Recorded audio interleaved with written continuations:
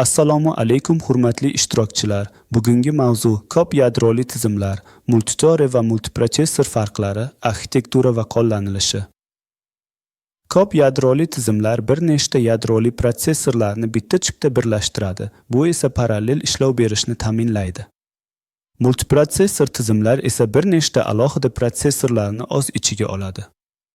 Ikkalasi ham hisoblash tezligini oshirish va samaradorlikni yaxshilash uchun mo'ljallangan, lekin arxitektura va qo'llanilish sohalarida farqlanadi. Zamonaviy protsessorlar ko'p yadroli va ko'p protsessorli tizimlar bilan jihozlangan bo'lib, bu texnologiyalar hisoblash tezligini oshirish va samaradorlikni maksimal darajaga yetkazishga qaratilgan.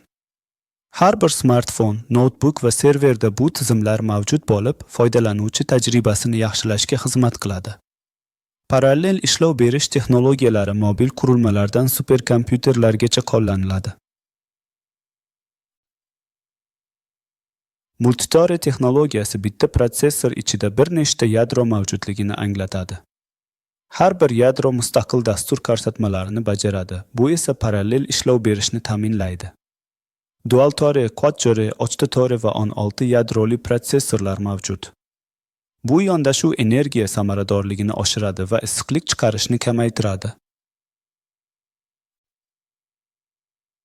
Multiprotsessor tizimlar bir nechta mustaqil protsessorlarni birlashtiradi. Har bir Central Processing Unit o'z chipiga ega, lekin xotira va input-output qurilmalarini bo'lishadi.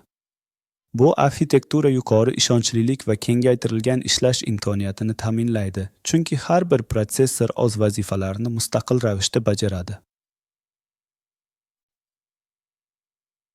Multiyadroli protsessor diagrammasida bitta chipda joylashgan 4 yadroli protsessor tasvirlangan. Har bir yadro o'zining alohida 1 va 2 kesh xotirasiga ega bo'lib, umumiy 3 keshni esa barcha yadro o'rtasida bo'lishadi. Ushbu arxitektura ma'lumot almashinuvini tezlashtiradi hamda parallel hisoblashning samaradorligini oshiradi. 1 va 2 keshlar tezkor lokal ma'lumotlarni saqlashga xizmat qilsa, 3 kesh yadro orasidagi sinxronizatsiyani va umumiy ma'lumotlar almashinishini ta'minlaydi. Bu esa yuqori ishlash samaradorligini kafolatlaydi.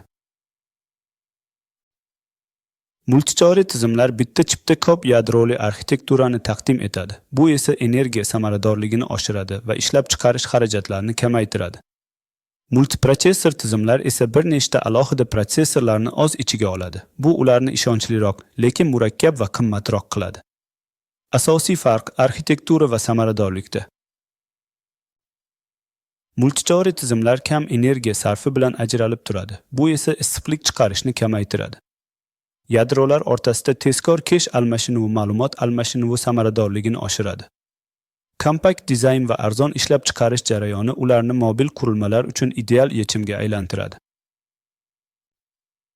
Multitore tizimlarning cheklangan tezlik ortishi Amdahl qonuni bilan bog'liq, chunki barcha kod parallel bo'lmaydi. Dasturlash murakkabligi, multithreading va sinxronizatsiya masalalari bilan bog'liq. Yadrolar o'rtasida resurslar uchun raqobat va o'zaro ta'sir samaradorlikni pasaytirishi mumkin. Multiprotsessor tizimlar yuqori ishonchlilikni ta'minlaydi, chunki protsessorlardan biri ishdan chiqqanda tizim ishlashda davom etadi. Bu tizimlar kengaytirilgan quvvat va parallel ishlov berish imkoniyatlari bilan serverlar uchun ideal, ko'p jarayonlarni bir vaqtda bajarib, yuqori throughputni ta'minlaydi. Multiprotsessor tizimlar ko'proq trafik va kechikishlarga olib kelishi mumkin. Bu esa network va bus bottleneck muammolarini keltirib chiqaradi.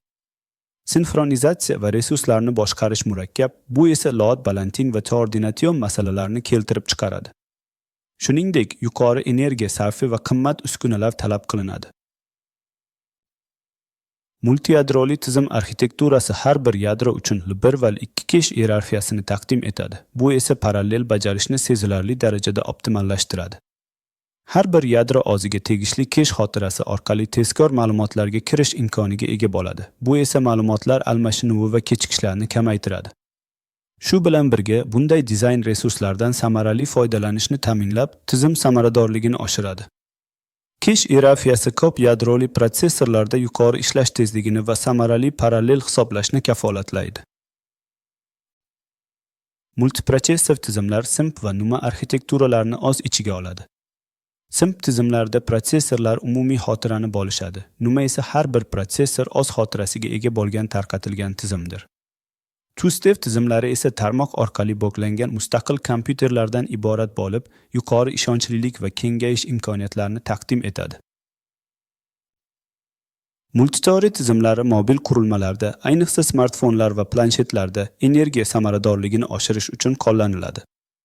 O'yinlar va multimedia sohasida real-time rendering va video ishlov berish imkoniyatlarini taqdim etadi. Multiprotsessor tizimlari esa ma'lumotlar markazlarida yuqori yuklama va ishonchlilik talab qilinadigan joylarda, shuningdek, ilmiy hisoblashlarda murakkab matematik modellashtirish va simulyatsiya uchun muhimdir. Intel Core i7 quad-core protsessorlari zamonaviy shaxsiy kompyuterlar uchun mashhur multitori yechimlardir. Har bir yadro mustaqil ishlash imkoniyatiga ega, 8 thread bilan hiperthreading texnologiyasini qo'llaydi. 65 energiya sarfi bilan samarali energiya boshqaruvi ta'minlanadi. Bu esa gaming va professional ishlar uchun ideal yechimdir. Serverlarda multiprotsessor tizimlar katta ma'lumotlarni tezkor qayta ishlash va yuqori availabilityni ta'minlaydi. 2 Central Processing Unit serverlar kichik biznes va veb-saytlar uchun mos. 4 serverlar o'rta darajadagi enterprise yechimlar uchun. 8 serverlar esa yuqori yuklama va trivial applikatsiyalar, masalan, ma'lumotlar bazasi serverlari uchun ishlatiladi. Multitori tizimlarda dasturiy ta'minot uchun OpenAMP, Apt, Fortran tillarida parallel dasturlash imkonini beradi. Multithreading ko'p oqimli dasturlar yaratishga yordam beradi. Intel TB va Microsoft Pupil kabi parallel kutubxonalar mavjud. Dasturlarni parallel ishlov berish uchun maxsus yozish, thread safi kodlash va sinxronizatsiya muhimdir. Multiprotsessor tizimlarda sinxronizatsiya protsessorlar o'rtasida ma'lumot almashinuvini boshqaradi.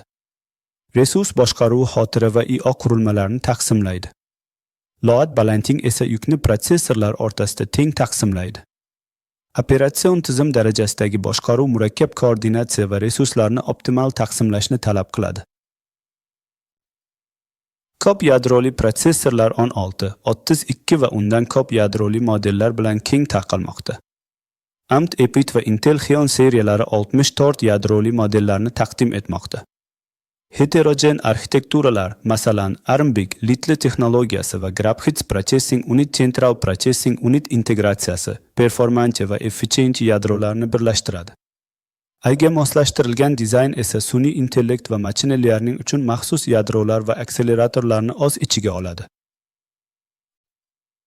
Ko'p yadroli tizimlar bir chipda bir nechta yadrodan iborat bo'lib, energiya samaradorligi va ixchamlikni ta'minlaydi. Multiprotsessor tizimlar esa bir nechta protsessorlardan iborat bo'lib, yuqori ishonchlilik va kengaytirilgan ishlash imkoniyatlarini taklif etadi. Har ikkisi ham hisoblash quvvatini oshirishga xizmat qiladi, lekin ularning qo'llanilishi va maqsadlari farqlanadi. Ko'p yadroli va ko'p protsessorli tizimlar hisoblash quvvatini oshirishda muhim ahamiyatga ega. Multiyadroli arxitektura ixchamligi va energiya samaradorligi bilan ajralib turadi. Bu esa mobil va kam quvvat sarflaydigan qurilmalar uchun ideal hisoblanadi. Multiprotsessorli tizimlar esa yuqori ishonchlilik va kengaytirilgan ishlash imkoniyatlarini ta'minlab, katta ma'lumotlarni qayta ishlash va murakkab hisoblash vazifalarida samarali ishlaydi. To'g'ri tanlov infratuzilmasining samaradorligi va moslashuvchanligini belgilaydi hamda vazifa va talabga bog'liq holda amalga oshiriladi. E'tiboringiz uchun katta rahmat. Keyingi videolarda ko'rishguncha xayr.